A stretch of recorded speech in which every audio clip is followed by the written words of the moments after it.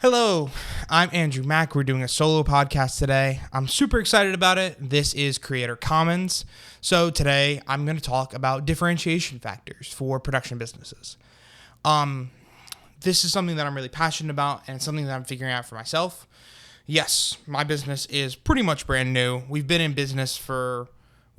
operating under that name for a little while longer, but we recently just got our LLC and EIN. The name was just kind of an Instagram account name at that point, and it's just how I was identifying myself online and connecting with other people. But now the business is finally official, so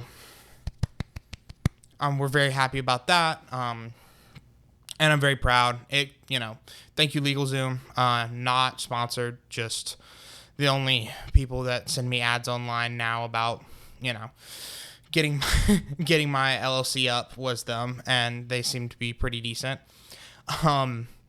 But let's jump in and let's just talk about differentiation factors. I can talk a little bit more about the business at the end of the podcast if you're curious about that. So, what is a differentiation factor? Number one, it is what sets you apart from everybody else. So, obviously, the media field is super, super, super competitive. Like, we're talking about, everybody and their mom wants to be in this field, or at least it feels that way. But most of the successful companies first have a couple of things. Number one, a clear target market. Number two, they know what they're good at. And number three, they have something that sets them apart from the rest. You don't want to box yourself in too much on any of these factors, but you have to figure out what's going to set you apart from everybody else. What I'm slowly discovering for my business is this is my approach to how I create media. It could be a service. It could be an approach. There's a lot of different things it could be. But my approach to creating media and my pre-planning process is going to be different than most companies. Number one, I did go to film school, so I do know about kind of the regular process. And I use something similar, but not exactly the same. A lot of what I do for pre-production is based around how do we develop a community, how do we tell a story, a lot of that kind of stuff. And I'm still working out the details of that. So don't think that it's set in stone, but there are some things that are moving in the direction of kind of that, plus a little bit of my shooting style, being the way that I differentiate myself in the market. But this can also look like if you have a piece of kit that is massive to helping a certain group of people. There's one guy who I'm actually grabbing lunch with him next Friday, but him and his brothers own a techno crane with a kind of one-of-a-kind gimbal head on it that is massive. It is super, super big gimbal head, and there's only a limited number. There's a numbered amount of these in the country. Unlike your Ronin or whatever, where they don't even know at this point how many are out there. This is a 1 in 500 or 1 in 250 kind of deal, at least in the US. So I think it's super cool. I think it's really interesting, but that sets them apart from everybody else. If you are looking for that thing, then of course you're going to hire them. They have the piece of gear that you need, the guys who know how to operate it, and they're pretty much taking on most of the risk with that piece of gear. Dude, that's perfect. So, that's not the case for most people, unfortunately. What typically is the case, on the other hand, is that most people have a different way of looking at production. So this oftentimes will also depend on what you're doing. So a lot more of this applies to the space of selling to another business. So if you're doing your videos for another business versus for another production, those are two different things. For another production, you really want to differentiate yourself with skills. You want to have the ability to do something that not many other people in your area can do. Jack Barber is someone I've worked with in the past, and really, really good guy. I really appreciate everything he's done. But he was on set actively learning how to use this system, and he was upgrading his system in the process. And he's just a really innovative guy and one of the best electrics I've ever met. Dude is incredible. He is union here in Charlotte, and dude, just an incredible guy. If you couldn't tell, I like ranting about the people that I've met, because I've met a lot of really cool people, and I'm not that cool, guys. I'm actually pretty lame.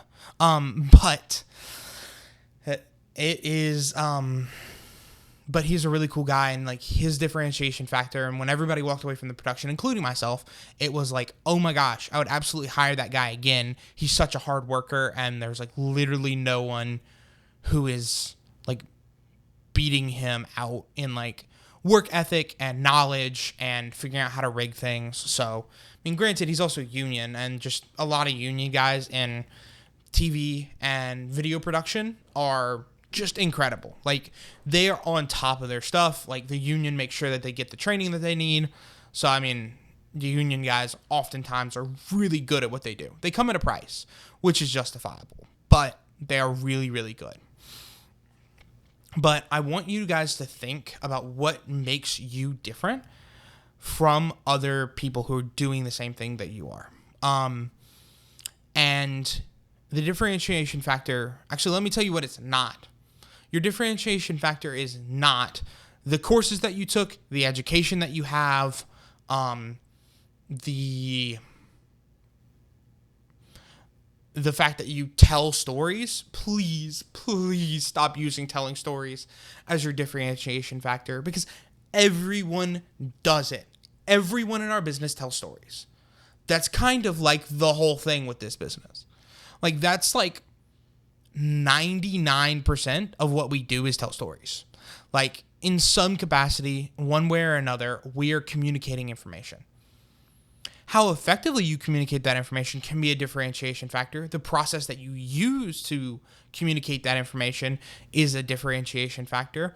But just being like, I'm a storyteller, is not going to book you jobs. Like, and like, it just is something that has been on my mind recently, and has also been really frustrating. I think when I was younger, I used it, was like, I'm a storyteller. But I mean, it didn't really help me. It didn't book me jobs. It didn't help me find people. What it did do is tell people, I'm a storyteller, I'm generic, is kind of what it felt like to me. So this is a personal opinion, but I think that it would be kind of resounded with clients. Another really good differentiation factor is results. Results are an incredible differentiation factor. So companies that can say, we have helped 20 different businesses reach 10,000 followers from less than 2,000 followers on Instagram. That's a solid thing to say. Like, that will book you sales. That differentiates you from every other hack who's like, I'm going to get you results. Like, what results? How are you going to do it? Like, all of those things add up to making you different than your competitors.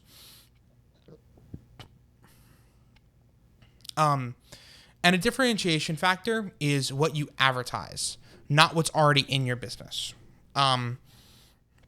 So you can have a differentiation factor inside of your business that makes you different, gets you different results. But if you don't advertise on that, then you're not doing it right. Advertising is definitely bragging about yourself. And I know creatives can be bad about it sometimes, or they can be way too good at it. But most of the time, you either need to scale it up or scale it down. You need to either talk about yourself more or talk about yourself less and talk more about the results. That's another opinion that y'all didn't ask for, but I gave you anyways, because, well, I'm here and you're listening to my podcast. So, yeah, but differentiation it's something that, if you don't do it correctly, it will tank your business. Like it will. Like you will end up stuck, burnt out, and not moving forward at all. Because who in the world is going to hire the guy who can do the same thing as the other guy, but cheaper? Like, okay, price, please don't let price be your differentiation factor. That's another one. Because like, yeah, like I can undercut everybody. Like everybody's just going to hate you. And you're also going to get some of the pickiest and worst customers out there. Because if you think about it, who shops around for the cheapest thing? People who don't have the money to afford it in the first place, right? And that's not a dig at anybody. But if you think about it, this person is investing the most into your company, or investing the most of themselves into your company by investing what little that they have into a video. Think about that. So your poor man, or your like small business owner that doesn't have a lot of capital to spend and doesn't have an advertising budget, is taking $10,000. They have $15,000 in the bank. They're taking $10,000 and spending it on a video. They'll probably spend less than that, but they spend $10,000 on a video. They have committed over 50% of their available capital to this project. So they're going to be extremely picky. They're going to be worried about every detail and want to get everything that they can out of that project. Because it's a massive amount of money to them. Versus a large to medium-sized company where they have a $200,000 advertising budget. Like, this is just a part of the budget. Like, this is just like a piece of the pie for them. So they turn around and then proceed to just say, okay, cool. Here's what we want. We trust you. Because they could afford to hire, first of all, they afforded to hire the right person for the job, somebody that they trusted and liked. But it's also not like over 50% of what they have to spend on this. Like, this is a drop in the hat for them. Like, they have, like, cool, we have $10,000 worth of video budget that we have to spend. Cool. This guy, we really like him. We trust him. Awesome. Boom. That's how you get it. But, so that's just kind of the same thing that everybody's been repeating about why you don't work with super cheap customers online. That is just my take and 2 cents on that. But, basically, but your differentiation factor, and back to the main point of this podcast, is the whole point is to put yourself in a different realm. And I would say it should be based on your quality, skill, or results. So I guess I can kind of on the fly come up with a quick test for this. What is your differentiation factor? What results can you guarantee without a shadow of a doubt, we can get you to this? Cool. Like, that is, like, for a company, like, most companies are very results based. Unfortunately, I don't currently have results big enough to be able to say that to somebody. So I would have to ask somebody to take a chance on me, which is part of what's slowing me down at this point. Then skills. What skills do you have that make you different from other people in the field? So if you're a photographer, what skills do you have in photography that make you different from other photographers? Like, for me, I'd say, like, lighting. Like, I work with continuous lighting all the time to do photography, and I'm a great continuous light photographer. Or if you're in video or graphic design, you could do something like, so, like, I work with a combination of physical and digital mediums to create, like, my art, which I think would be dope. And I love graphic designers. That's partially because I can't do it myself. So I still get to be, like, mesmerized about, like, the quality of the work. But, like, that's how you differentiate yourself. That's how you pull yourself away from the group. Like, that's part of the problem is that a majority of businesses are kind of huddled in like a pack of very similar ability. And, everybody's kind of in the middle of the market. And if you want to pull ahead and you want to pull your business away, you have to think about what justifies you being in that position. Okay, let's talk about where my business is at right now. So to be fair, I feel like a lot of people are going to click off at this part, but please stick around. I have some interesting things to say. Like I said at the top of the podcast, we just got our LLC. We just got our EIN. So we are like up and rolling. Like we have professional bank accounts and, doing the whole nine, setting aside money for taxes and all of that. But we are currently in a search for customers and a client base and people to work with. I think one of the biggest things that, like I said, my business is struggling with right now is credibility. I really don't have anyone vouching for me or who seems to, I guess there are people who seem to think that I know what I'm doing. But the problem becomes that they are, that they're either tied up at the moment or they don't have enough projects to work on. I did learn that summer is a super slow time, apparently, for video production, especially like corporate projects and that kind of stuff, because you got to think about it. Marketing directors, they go on, like everybody goes on vacation during the summer, like down on the beach. All these people who got rich off the videos that you made for them, they want to go enjoy Bora Bora or something like that. I don't know. I'm kind of talking out of my ass right now, but that's beside the point. But so that's kind of where the business is at right now. Yeah, I mean, we are super, super looking forward to landing some clients. We're starting to build relationships. Just to plug a few things, Independent Picture House in Charlotte is quickly becoming a massive help to me. I am working with them to do event photography for their Charlotte Film Festival, which I am so excited for because they're just amazing people and they deserve all the credit in the world. They're doing something that a lot of other groups haven't or couldn't, where they're trying to really arrange something that is really great for filmmakers, a place for them to gather and talk and have conversations and all of that. But I am just super, super proud of that community.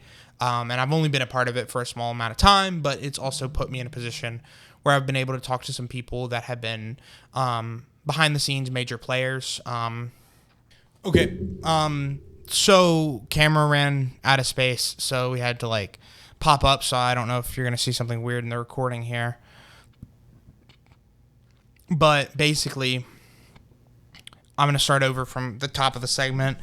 That is advice for young and new filmmakers like myself. Number one, don't try and be a big shot right away. That's something that I've been told a lot of times. That's something that has been really reinforced in me. And number two, please join Facebook, Discord, local groups that are going to help you out. And a lot more filmmakers are really social than you think they are. So take the time, get to know people, invest in relationships. And yeah, no, I'm just super thankful for the opportunities that the people around me have given me. I've gotten a lot of names, gotten a lot more connections. So, that's what this whole business is. You can be as good as you want to be. But if you don't take care of the people that you work with and they don't enjoy working with you, then you're kind of screwed. You're just screwed a little bit. Just a little bit. If you are listening only, I expanded my fingers as I said that because you would really be screwed if you just are a jerk to work with. That was always preached to me that just because you're good at what you do doesn't mean you're going to continue to getting positions, because if nobody likes working with you, then that sucks. So that's kind of the end of things. that's kind of it for the tips for today. This is my first podcast back, so not a super clear structure. We're just trying to figure out how it's going to run. But what we're going to do from here is I'm just going to plug. Let me start over. So that is it for today. I'm going to plug all of the things that I need to plug. Number one, go follow us on LinkedIn and leave a comment on one of the videos saying I came from I'm here from YouTube or whatever, just so I know that people are actually watching all the way through the video. You can follow the Instagram as well. We have 2 pages. One is Troubadour-Productions, and then the other one is Troubadour Productions abbreviated -music. That's some more of our fun music content and that kind of stuff. So I would love for you guys to check that out if you have the time. And check out the website, check out our work. And if you're interested in working with me, connecting with me, I'm super available. My email is on the website. So if you go find that on the contact page, I would love to hear from you guys.